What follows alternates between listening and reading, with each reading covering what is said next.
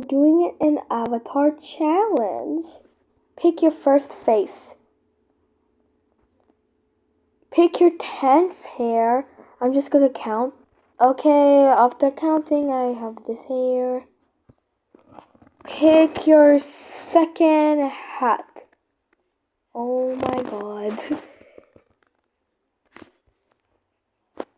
Pick your third face accessory. What? Oh my god. Okay. That is just the ugliest thing ever. Pick your third top or whatever it's called. Sheep. One of my favorite animals. Oh, and sorry for saying that. If your favorite animal is not sheep, then don't say that. And if you don't have an animal plushie, then don't even say that. Now pick your 15th top. I don't know how to say it. I'm just gonna count. Okay, this cute cat. Now pick your 4th pants. Okay, Yata.